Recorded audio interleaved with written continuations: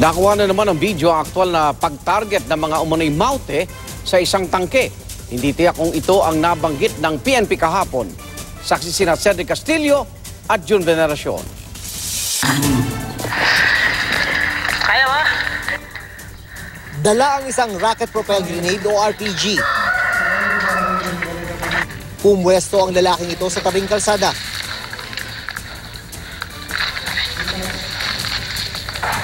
At inasinta ang isang armored personnel carrier.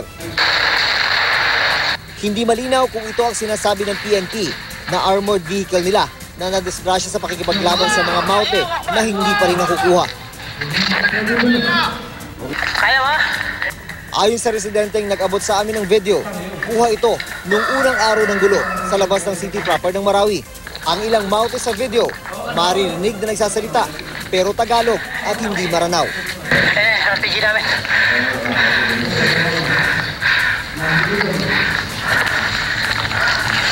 Bukod sa tangke ng PNP, hirap pa rin ma-recover ng mga otoridad ang mga namatay sa labanan. Kaya maraming lugar ang nangangamoy bangkay na.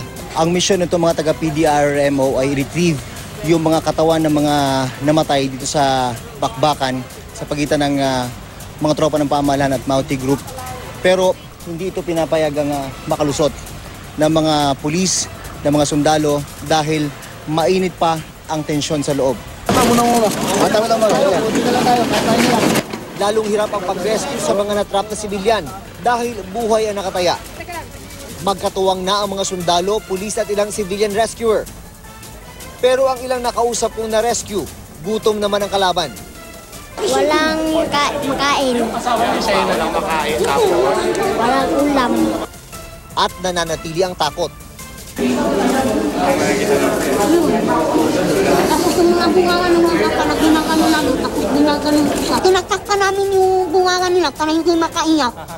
O, para walang makarinig. Baka may pumasok sa amin, nakapatayin kami.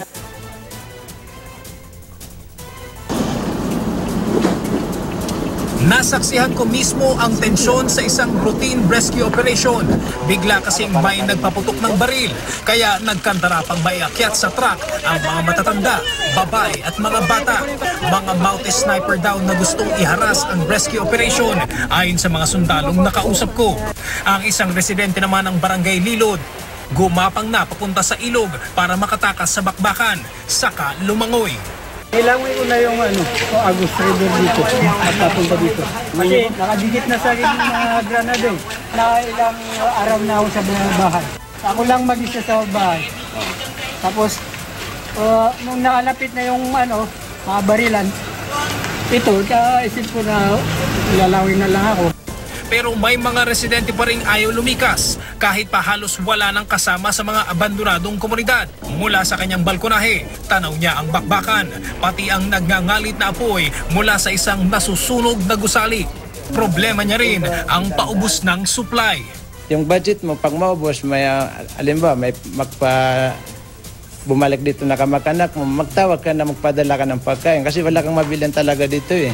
Coordinate with our people manning this area. Kung gusto nila na pumunta sa syudad or sa ating mga evacuation center, that we can also arrange.